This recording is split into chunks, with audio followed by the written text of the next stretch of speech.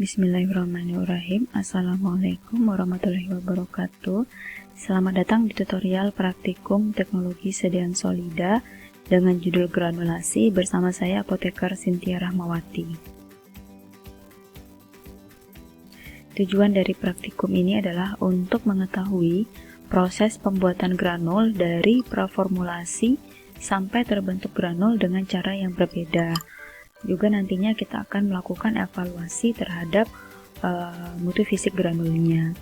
Untuk praformulasi ini sudah kita lakukan pada pertemuan sebelumnya, di mana kita dapatkan ya dari hasil perhitungan formula B. Penimbangan bahannya adalah paracetamol sebanyak 100 gram, laktosanya 18,9 gram, solusio gelatinnya 0,7 gram dilarutkan dalam 10 ml air, kemudian amilum keringnya 6,5 gram, talkumnya 3,034 gram, dan Mg stiaratnya 0,866 gram.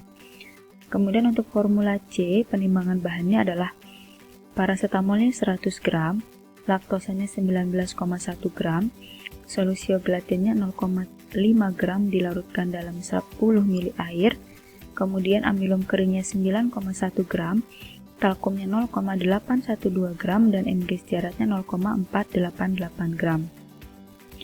Untuk formula D, penimbangan bahannya paracetamolnya 100 gram, laktosanya 13,25 gram, solusio gelatinnya 0,5 gram dalam 10 ml air, amilum keringnya 13 gram, talkumnya 1,218 gram, dan Mg stiaratnya 2,032 gram ya. Dimana formula yang kita bikin ini adalah formula untuk 200 tablet, dan nanti amilum keringnya akan dibagi menjadi fase dalam dan fase luar ya, dibagi dua. Baik, untuk membuat tablet itu ada 3 metode yang bisa digunakan. Yang pertama adalah metode cetak langsung, metode granulasi kering, dan metode granulasi basah. Pada praktikum kali ini kita menggunakan metode granulasi basah ya. Prinsipnya adalah setelah semua bahan kita timbang, kita lakukan pencampuran awal ya. Pencampuran awal ini berupa zat aktifnya, bahan pengisinya, bisa juga ditambahkan dengan setengah dari disintegrannya. Kemudian kita lakukan granulasi basah dengan penambahan bahan pengikat. Di sini yang kita gunakan adalah solusio gelatin ya, dengan berbagai konsentrasi pada berbagai formula. Kemudian kita lakukan pengayaan basah. Kemudian kita lakukan pengeringan granul, kemudian kita lakukan pengayaan granul yang kering tadi. Kemudian kita lakukan pencampuran akhir. Nah, di pencampuran akhir ini kita tambahkan sisa dari amilum keringnya atau setengah dari amilum keringnya. Kemudian tambahkan talkum dan tambahkan Mg stiarat ya. Kemudian setelah itu baru dilakukan pencetakan tablet.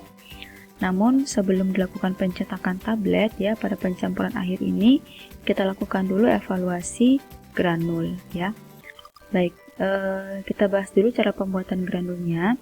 Yang pertama, hitung jumlah laktosa yang akan ditambahkan ya. Ini sudah kita lakukan perhitungannya di pertemuan sebelumnya. Kemudian yang kedua, menimbang bahan yang dibutuhkan untuk 200 tablet ya pada masing-masing bahan. Kemudian baik itu bahan aktif maupun bahan excipientnya. Kemudian kita membuat solusio gelatin sebanyak 10 ml ya. Masing-masing formula berbeda penimbangannya. Kemudian kita campurkan paracetamol dan laktosa, dicampur hingga homogen.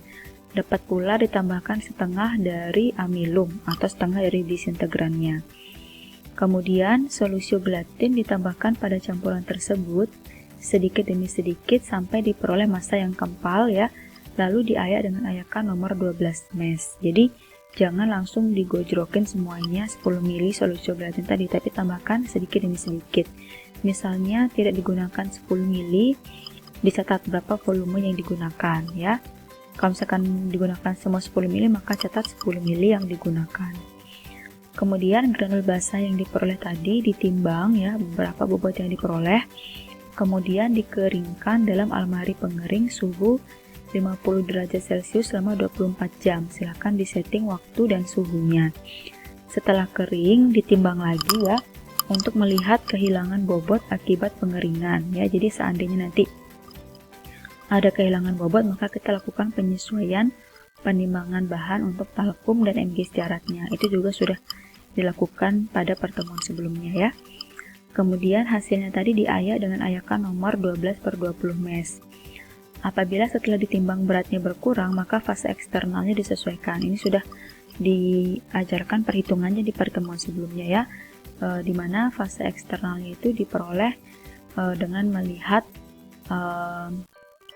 rumusnya ya, berapa granul hitungnya, berapa granul yang aktualnya, dan berapa eksternal hitungnya ya.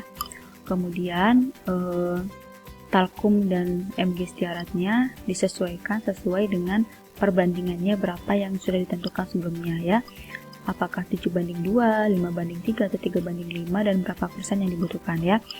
Nah, nanti dari perbandingan tadi dikalikan dengan fase eksternal aktual yang didapatkan di sini, yang dihitung tadi ya.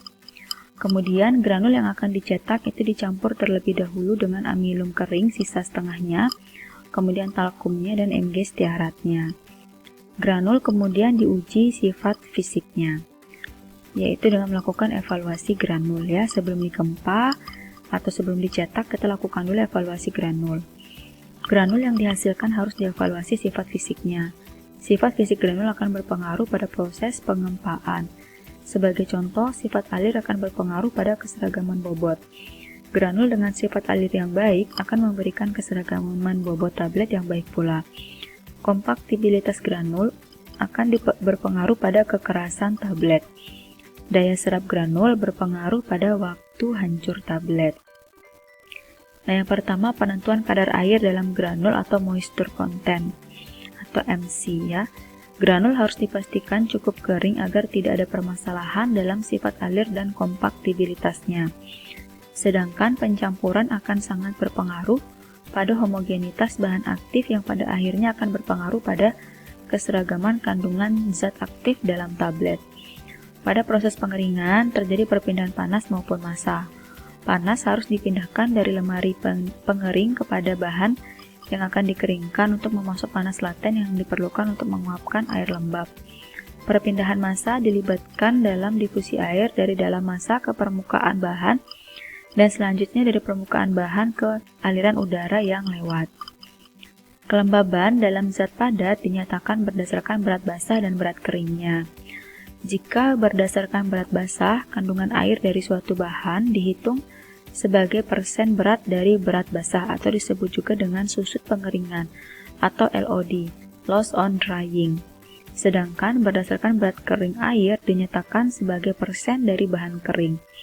Rumusnya untuk persen LOD adalah berat air dalam sampel dibagi dengan berat sampel basah dikali 100%. Sedangkan yang persen moisture content adalah berat air dalam sampel dibagi berat sampel kering dikali 100%. Maka nanti jangan lupa ditimbang berapa berat granul basahnya dan berapa berat granul keringnya. Dan jangan lupa pula dicatat berapa mili atau berapa gram air yang dibutuhkan. Kemudian cara kerja kadar lembab ya. Yang pertama kita timbang seksama 5,0 gram granul. Kemudian ini ya ditimbang di timbangan digital yang analitik ya. Kemudian panaskan dalam lemari pengering sampai bobotnya konstan, tidak turun lagi ya, tetap konstan bobotnya. Pada suhu disetting 105 derajat Celcius selama kurang lebih 2 jam.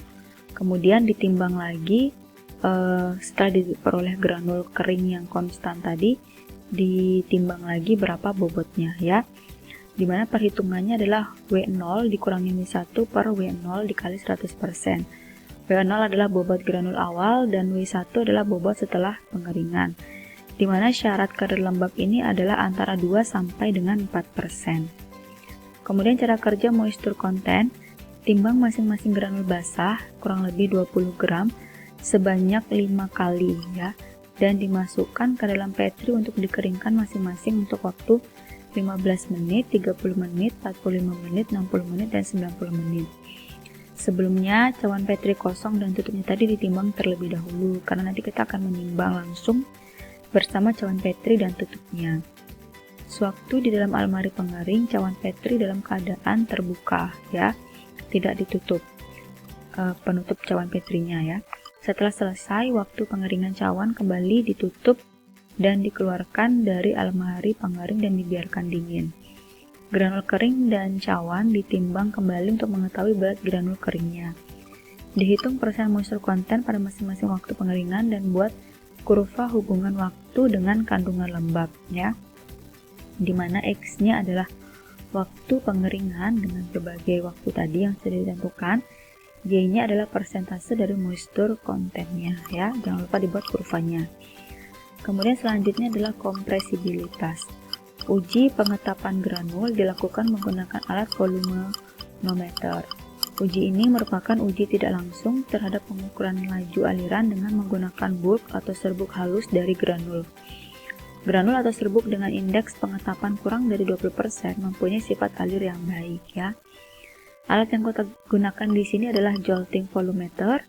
Caranya timbang seksama 29,5 gram granul, masukkan ke dalam gelas ukur dari alat jolting volumeter, kemudian volume awalnya sama dengan 50 ml.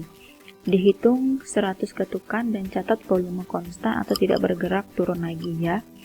Persyaratannya, jika persen pemampatan kurang dari 20%, maka keteraturan fabrikasinya akan tercapai. Perhitungan dari kompresibilitas adalah Kp sama dengan V0 min Vn. Hasilnya kemudian dibagi dengan V0 dikali dengan 100%, di mana Kp adalah persen pemampatan atau kompresibilitas dan V0 adalah volume awal, ya, sebelum diketuk, ya. Kemudian Vn adalah volume pada saat jumlah ketukan atau ketika sudah selesai diketuk, kemudian dikali dengan 100%. Ingat, ketika ada dalam tanda kurung, maka yang dalam tanda kurung ini yang dikerjakan lebih dahulu, ya. Dikurangi dulu, kemudian sama dengan berapa, baru dibagi dengan V0-nya dan dikali dengan 100%. Nah, ini adalah contoh dari alat jolting volumeter, ya. Nanti granulnya akan kita masukkan ke dalam gelas ukur ini. Ini ada ukurannya, ya. Kemudian nanti diketuk, maka dilihat berapa volume akhir pada jumlah ketukannya. Baik, mungkin itu saja yang bisa disampaikan, ya. Terima kasih banyak atas perhatiannya. Jika ada pertanyaan, silakan tulis di Google Classroom. Terima kasih banyak. Wassalamualaikum warahmatullahi wabarakatuh.